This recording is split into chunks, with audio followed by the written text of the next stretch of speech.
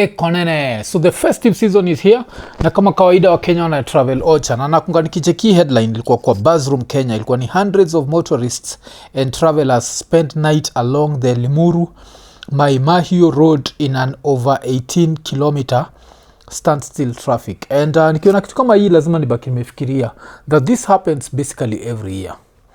So there's two things we can do. We can blame the motorists, or certain level you can blame the government for not planning, because kitu moja ile happen, I think libaki nimecheki ni Kenya ama ni Kenya, ile ni Kenya Highways Authority, na inakuwa ni Kenya National Highways Authority. Walienda hapo wamepost like a certain video, and on the video basically kile walikuwa nasema ni walikuwa nasema what was this, ilikuwa ni Kenya wishes to notify motorists traveling between Nakuru and Nairobi that there has been a significant increase in traffic volumes leading to congestion at various sections of the road. The congestion is largely due to lane indiscipline and overlapping. But hii video alipost at least unabaki umecheki gari zikipita.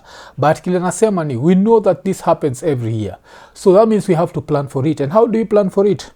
By setting the police like along the highway and making sure that anyone who overlaps gets arrested and naikwa kando. Nacheki, they get a fine and maybe a delay like 3 hours. 3 hours plus a fine. Like you need to sit it out for 3 hours. What is going to happen is people are going to be super disciplined. But as long as there is no consequences, that's the problem that I have with this story. Inakuwaga that it keeps happening and happening. But still, to come back to stories of traveling, there's a very interesting video nilibaki nimecheki jana, because this video was both fascinating and disturbing in equal measure. Why was it fascinating? It was fascinating because this guy finally is doing something that he promised to do. And who's the guy I'm talking about? I'm talking about the president of Kenya, William Ruto. Watch it, watch.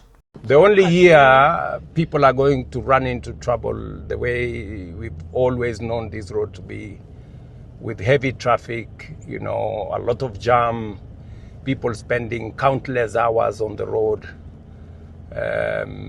people getting to their homes way after Christmas, is just going to be this year. Next year, by December next year, this road will be all clear. It will not be completely done, but the sections that are critical will already be done. And as I said, by June 2027, we will have completed this road, and the heavy traffic, the many accidents, the wastage of time will be a thing of the past. So yes, when I hear that, of course I feel very good. Does this mean that mseka mimi nita feel very comfortable kwa easy road? Still, no. I still feel like unless we deal with this problem of overspeeding and we deal with it in a serious way, then Kenyan roads, no matter how many times we expand them, they're still going to be messed up. Why? Because we have to understand that accidents don't happen just because of the roads. They happen because people don't respect traffic rules. Nacheki, hiyo ndio reason nacheki story kama hiyo ya overlapping. Watu wanakam kwa ile lane, wana block wase, watu wanaenda kwa kilala pahali. So that will always happen. But one thing I have to say is this guy, if he's trying to score political points, he's scoring them. And he's scoring them in a way that you have to respect. Because umecheki vile amesema that by next year, December, the critical parts za hiyo highway, the Rironi whatever, zitakuwa tayari zishamalizwa. And that is very good. Because unajua kuna wase utagaga like kama mseni mbaya, unataka kuwe mbaya kwa everything. No, life doesn't work that way. If someone scores some good points, you have to be there like So this is something that I'm looking forward to, this road being expanded and us being able to najua kumove, especially kwa hizo masai za ocha much more easily.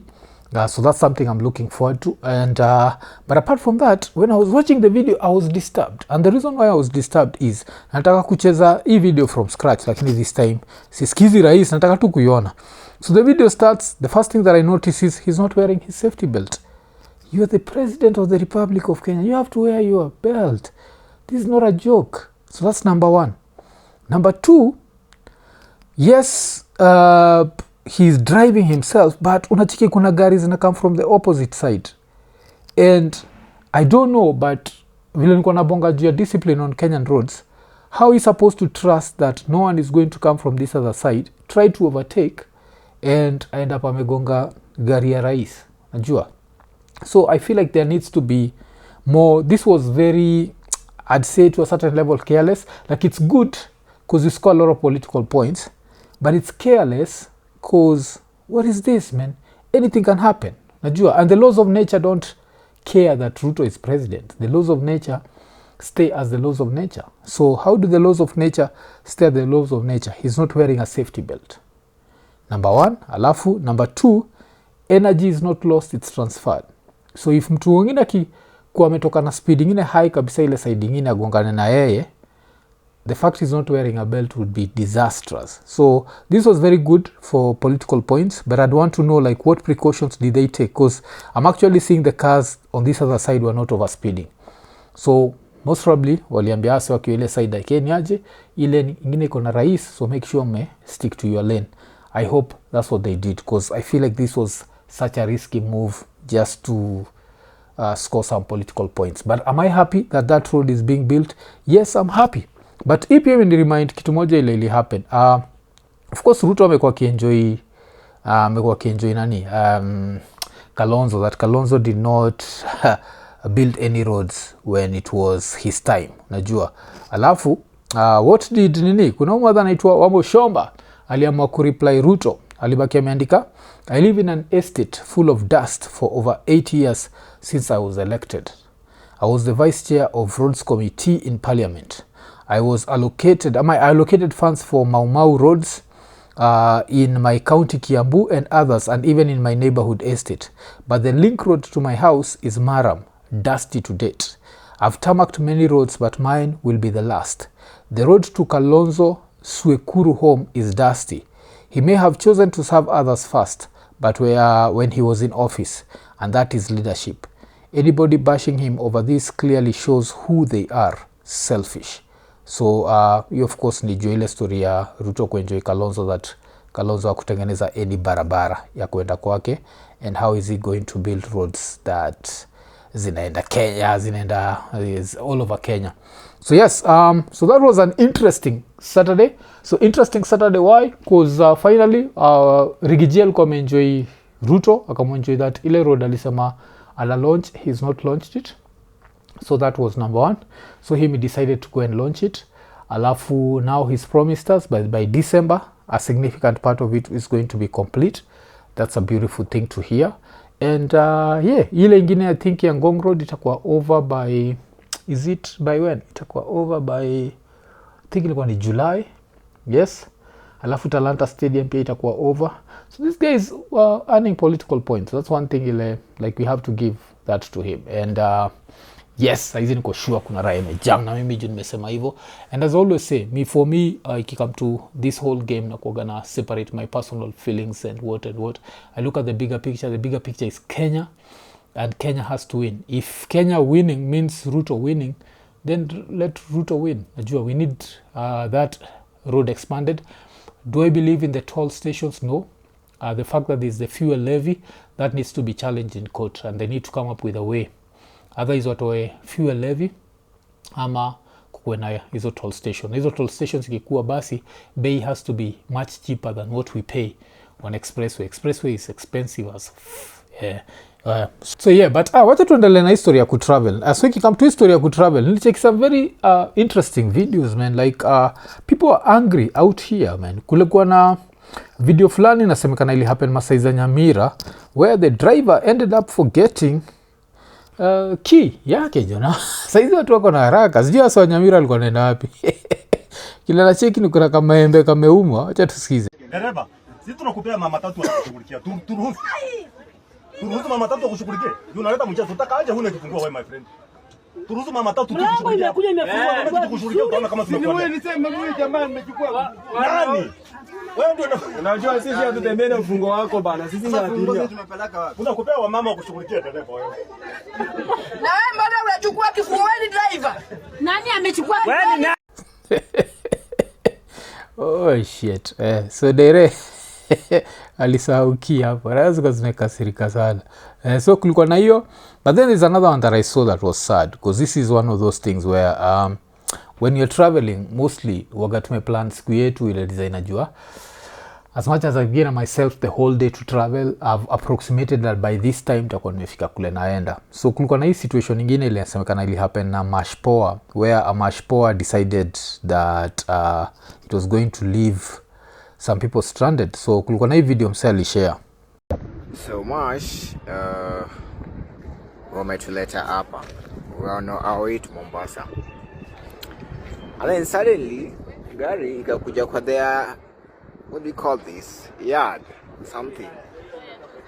A very old car that it is, not very new. And then driver akavanish. Driver akatoka tu hivyo. Atuelewi what's going on, they're not communicating. See, driver alikuwa na njaa then ameenda kukula. So tuko hapa stranded. And it's 11, it's actually 12:10. Atikile ni sad jo, driver amedisappear, watu wako stranded. Umsana sama it's around 12:10 paka coast. You need at least 8 hours if it's not dangerous driving. So now all of a sudden you're looking at 8 p.m. 8 p.m. if you're going to maybe somewhere where you don't stay, you're not familiar with it, becomes tricky. Mombasa is another place where through cartels, izima app kama Uber and Bolt were not able to work. So the same shit will happen of course Kisumu unaingia garaya na unabdungia garaya yako like umechukua Bolt.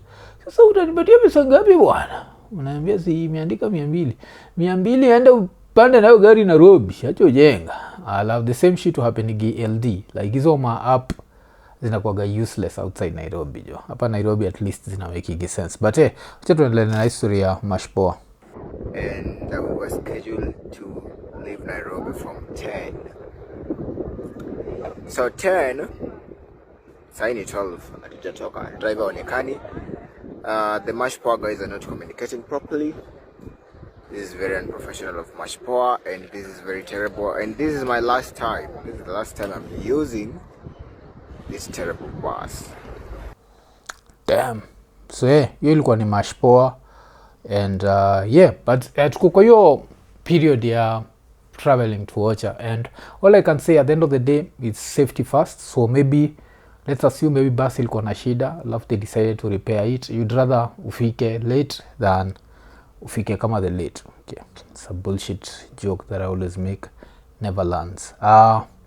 Tukitoka hapo wacha to go back to Saturday. So Saturday was a very interesting day for me. Why? Because number one, kuna show tulikuwa tumefanya on Friday night, mimi na Ian, alafu tulikuwa tunabonga juu stories za lose weight na tukajoke juu Ozempic.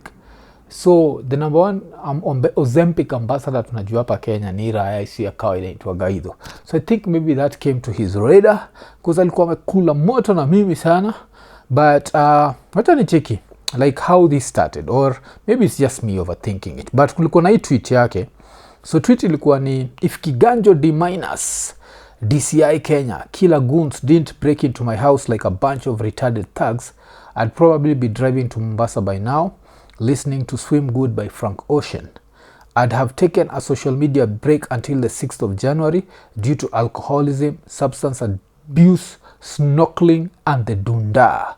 But now I'm isolated, sober, and will tweet the shit out of this Jirongo assassination story until Ruto and his family are sanctioned by the US.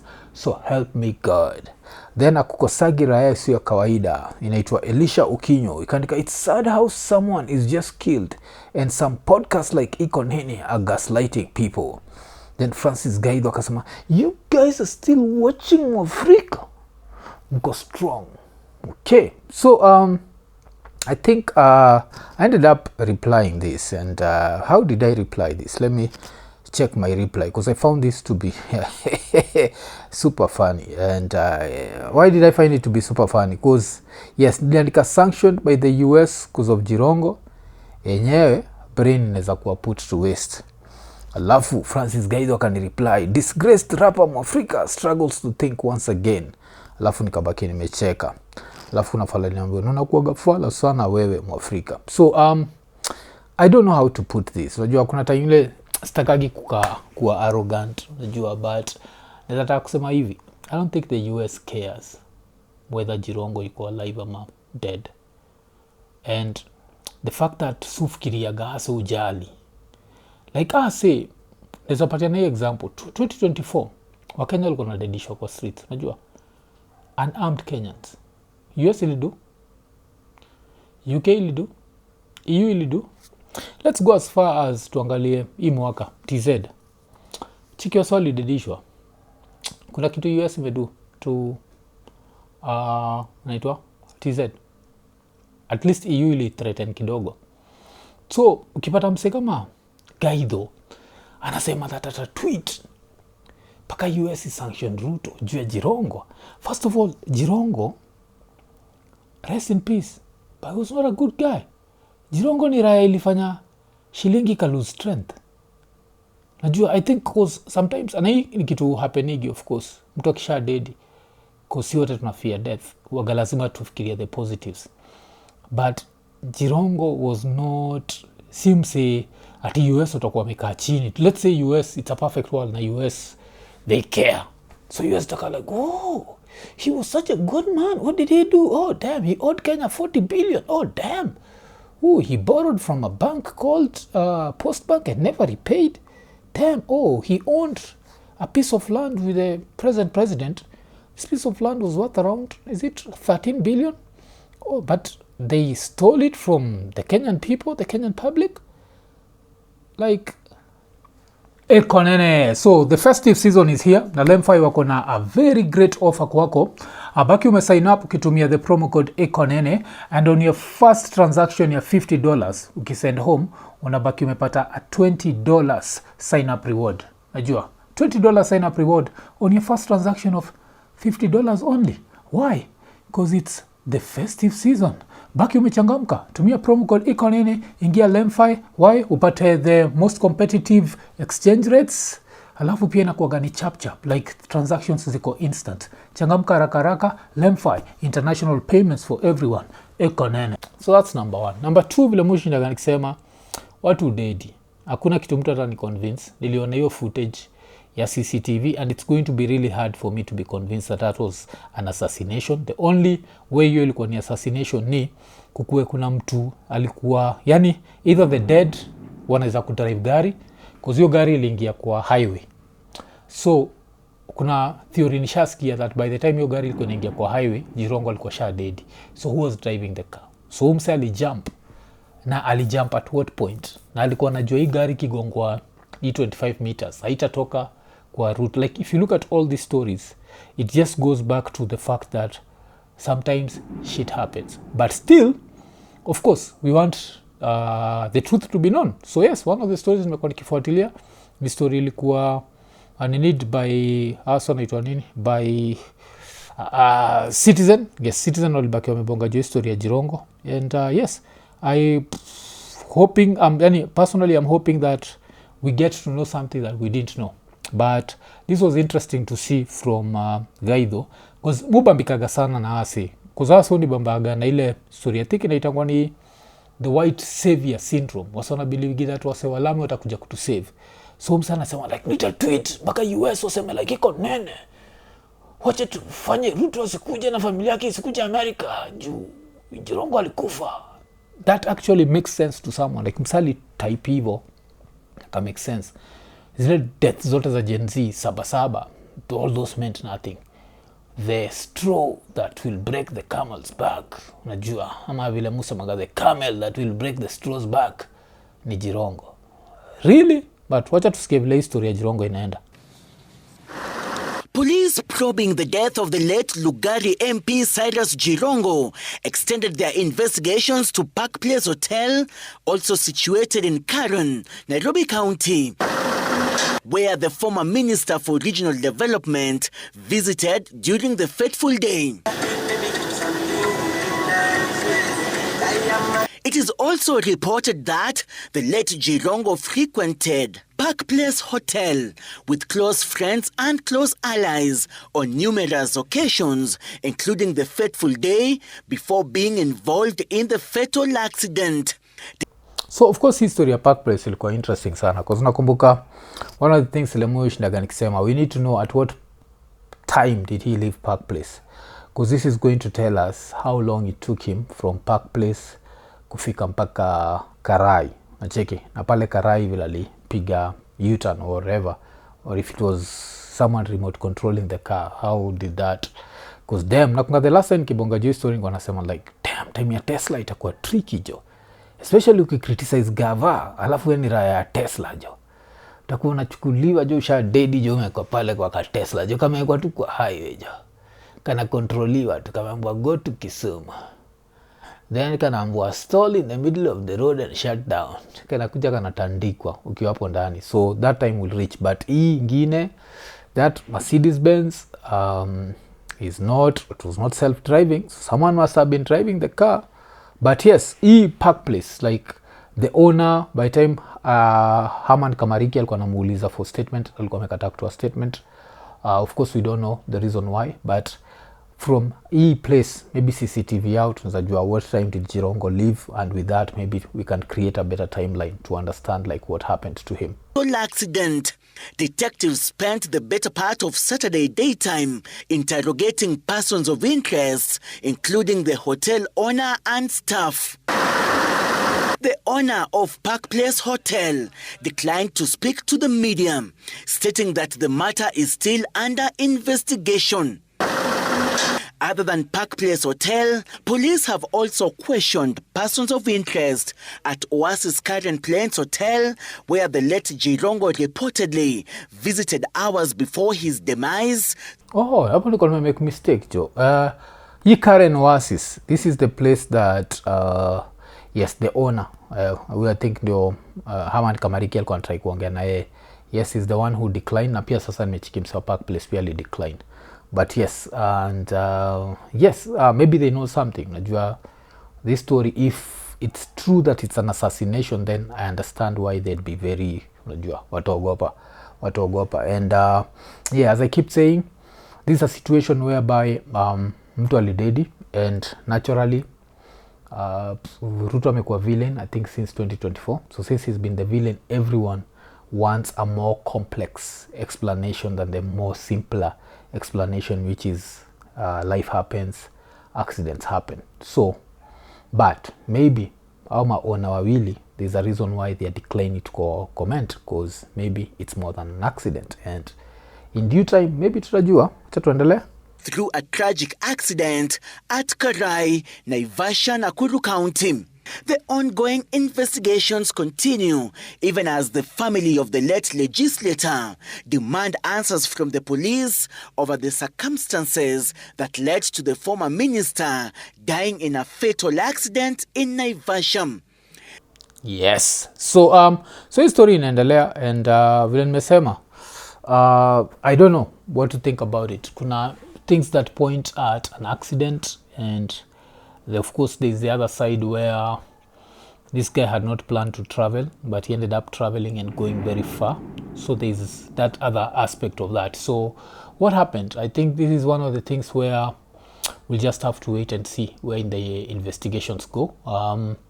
We of course were accused for saying that it looks like a very simple case of shit happening, but najua you never know, maybe najua stranger shit has happened, man. Najua inaweza kuwa pia, because there's an explanation that I had, damn, and I hope this does not get me into trouble, but nilisikia that ile gari unakumbuka vile aliingia kwa ile petrol station, afterwards there was like a pro box that came in. So hiyo pro box nasemekana hiyo pro box ilikuwa sijui na makarao. Na makarao alikuwa amekaa na mtrail. Story kaa hizo nishasikia, story kaa hizo zile personally make no sense to me, because hata kama alikuwa namfollow, how is it that ile basi ilikuwa inajua? So does that mean that alikuwa na communicate na ile basi ukamwambia sasa ameingia kwa barabara kuja upite na yeye?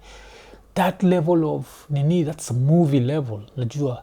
And I know the truth is stranger than fiction, but I don't think so. But that's one explanation nishasikia every time that I did when I dismissed your story that it looked more like an accident than anything. I had that explanation. So but vile musemaga, what do you think about it, man? Is Gaido is Gaido right that mi nimetupa mbao ama niambieni jo ama because Gaido anasema saizi yuko soba, so I guess Ozempic aziendani na pombe jo, lakini happy for him. So Ozempic inasemekana inafanya nyama za kale ka honeypot zinapotea potea. So ila ni nyama gani je inapotea jo? Okay, damn, sifai kuwa najiuliza maswali kama hayo asubuhi. Eko nene.